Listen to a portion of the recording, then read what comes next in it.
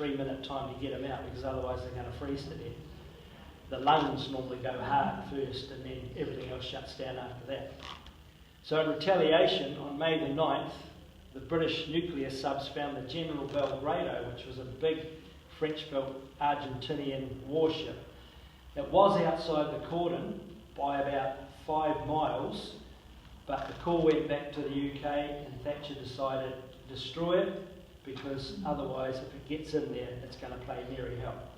So that was sunk, and everybody on board that died. It was 321 of the crew. They all perished when the Belgrado went down. So that basically was past the point of no return. By that stage, the war was on. We ended up going to a place called Pebble Island and reconnoitred the airstrip there. They had some French-built Bocaris bombers that could carry so much ordnance. They were basically a flying bomb. Very fast, very, very good air power. Those days the French were up with the Americans as far as what they could build. So there were 6 of these things that were playing merry hell, and with those missiles, when the boys landed on the beach, they'd have just carved them up. It would have been, we wouldn't have had a chance. They had sulphur and phosphorus in them, which rolls along the ground and sticks to you. So guys would have just been fried. So our job, under our boss called Gavin Hamilton, was to get to this airfield.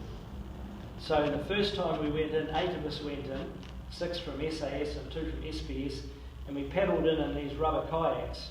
It was quite a long night. We got on and had a good look around, and we were told it was defended by 300 troops. So we thought, oh yeah, 8 on 300, that's fair. And then what we found when we got in there, they actually had about 2,500 troops. So we backpedaled fairly quick and went back and got some more of the boys. So next time we came back with 40 of us. 40 against a couple of thousand sounded pretty right, you know. We had the element of surprise. So we snuck in there, and Gavin Hamilton said to us, righto, there was 18 to 20 of us, the fitter guys. We were told, get in there, get the detonators on the plane, do what you can, and then get the hell out of there. You've got 15 minutes, and then I'm going to get the boys here with the mortars to take over, and all that stuff you put in there, we'll light her up. Yep, okay, yes sir, away we go. We get in there, and honestly it was so much fun. We were in there for 3/4 of an hour, so the mortars never even got fired. While we were in there, we got rid of the 6 Bocaris bombers and 5 other planes that were on the airfield.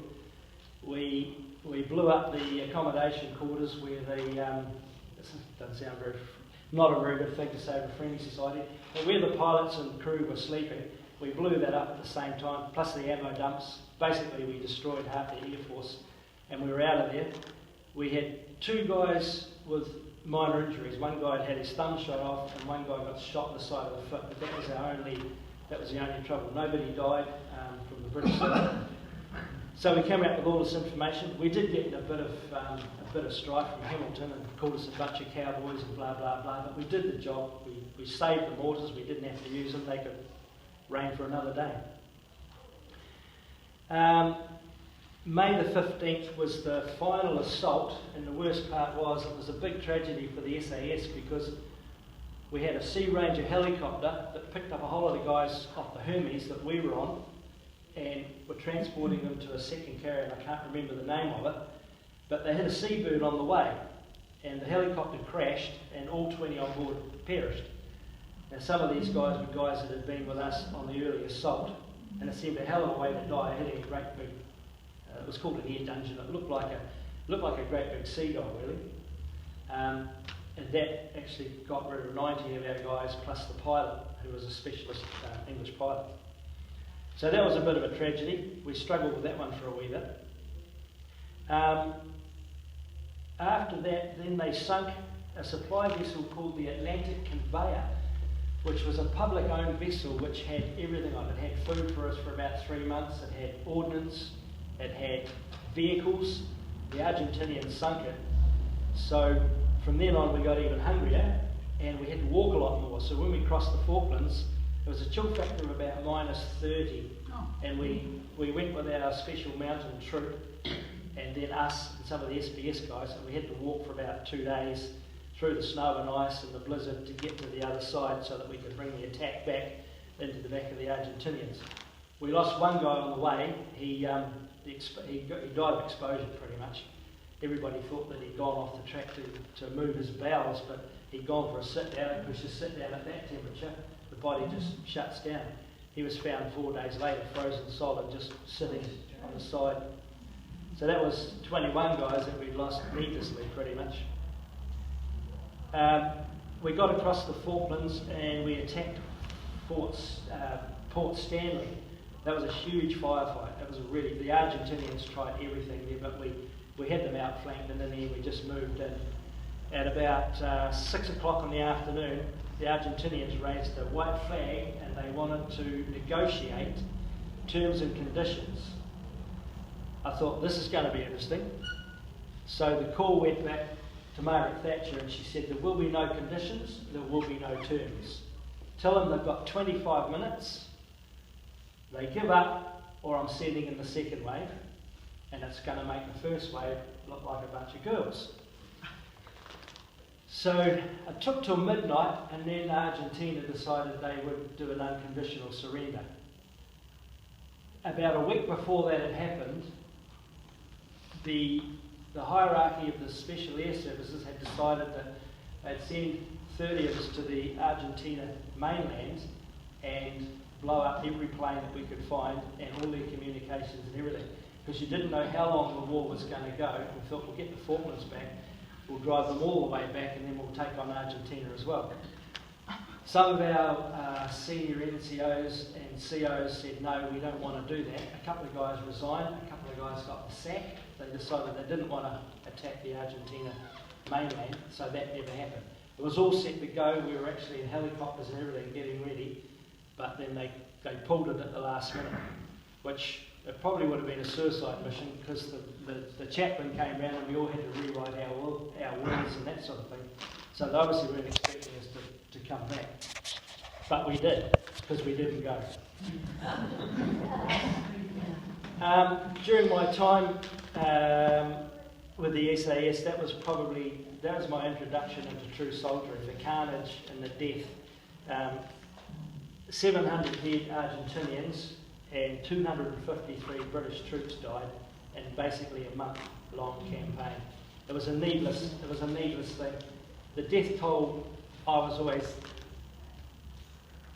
kind of surprised. The amount of carnage that I saw, I thought there would have been a lot more, because everywhere you went, like on the beach, when we were pulling out to have a 2-day rest stop after our first 2 assaults, the carnage on the beach was amazing. We got told to pick up bodies and pieces that you can and take them with you, you know. This is the first time in my life I saw a guy bouncing around on one leg. His other leg had been blown off above the knee and he was carrying his own leg, and he's saying, mate, put this back on for me. Put this back on, I got to carry on. He was still in shock. So you sort of had to come up behind them, and we always have little syringes of morphine. We carry 3 each.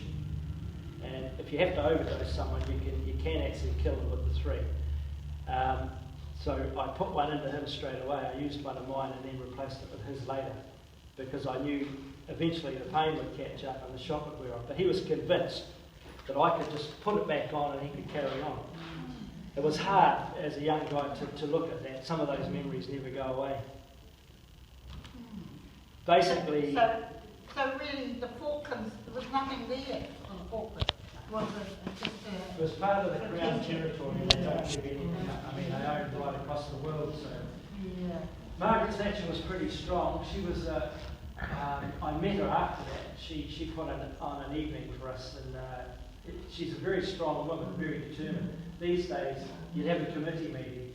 Margaret Thatcher just banged her fist down on the table and said, "This is what will happen." Probably a good thing that she did it. Otherwise, it probably would have dragged on a lot longer. It was the embassy siege on the television that got me interested, as I said, and then from then on I thought, well, I'm 10 foot tall and bulletproof, you know. I've just survived Northern Ireland and the Falklands. After that, I ended up in the next job was kind of, we were always looking for either drug dealers, warlords, hostage rescue is a big thing.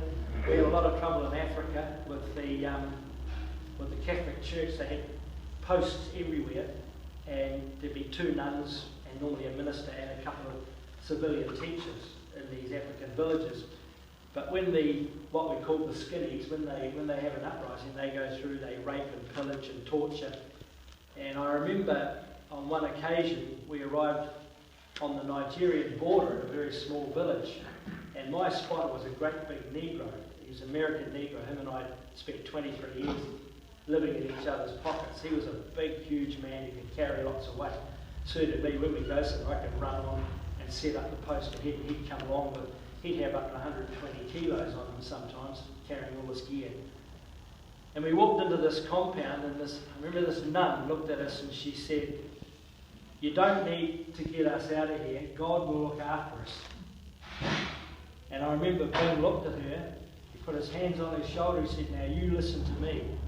God only works 1 day a week, and today is bloody Wednesday." Never forgot that. She moved. Yeah, he ended up having to give her a bit of a slap and threw her over his shoulder, and he threw her into the helicopter because we'd seen what had already happened in the villages beforehand. It's a different sort of place. I don't have any respect at all for anywhere in Africa.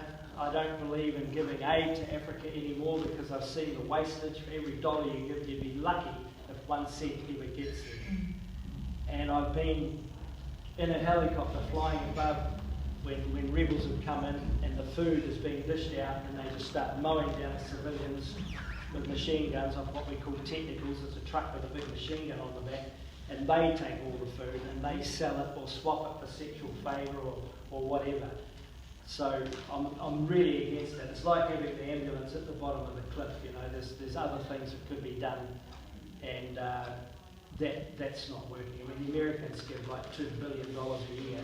Donald Trump's starting to haul that back now because there's no gratitude for it. And it's not actually helping.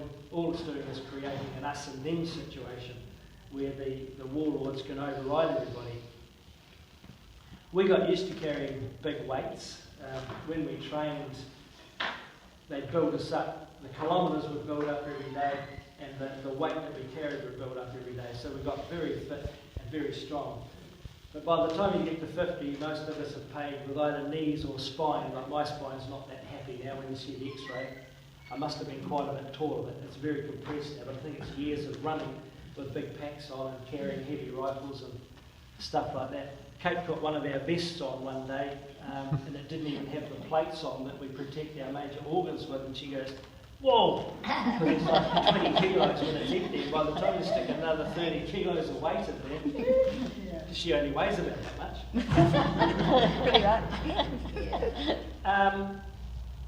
We spent a lot more time after the Falklands learning signals. The Americans gave us a lot of gear that Britain didn't have for the Falklands. So we learned about satellite technology and how to place ordnance so that a plane could put a bomb in the toilet window pretty much. And quite often we'd call it an airstrike and you didn't hear the plane, then you'd heard an almighty bang like 20 minutes later. And you think, where did that come from? And the guy could have been 15, 20 kilometres away, hit the button on our coordinates, and went, "I hope these boys have got it right." We even had to say which direction so that we weren't hooked up in the blast and things like that. Survival, resistance to torture, evasion, resistance to stress and pain and stuff like that was a huge part. When I was in Bosnia, I got compromised. I got caught and captured, and I was locked up for about 11 weeks in the end. And I got tortured every day. Kate just noticed the other day, I've got these little holes in the inside of the fingers there, and that's where they put electrodes on, and they twist you, and they just keep pushing it. I had one testicle squeezed up in a vice. Yeah, that's about what I said too. I fainted. I remember I fainted. So then what they do is they pump adrenaline into you so they can still do things, but you don't pass out. So then the next thing they did is they pinned my eyes open. They stick pins down through there so that you can't shut them. And then they stick a light bulb right in front of you, and that stays there for a couple of days. And I always thought, because for about a month later, everybody looked as like a yellow spot. But that came fine. My eyes are actually good. It may have been like a laser beam. Maybe now that it's helped. I had an eardrum fracture. They pushed a pin in and they just pumped the eardrum and that's really bloody painful. So I'm not sure whether that or that is the most painful, to be honest. It's like being on an airplane. Yeah. But I got a plastic cap in there now and the bloody thing's brilliant. I can hear everything. It's got a little cap over the top that they did back in surgery in London, and then the skin grew over, so I've got a bionic ear now. It's really good. So when Kate snores, I've got to make sure she's on that side.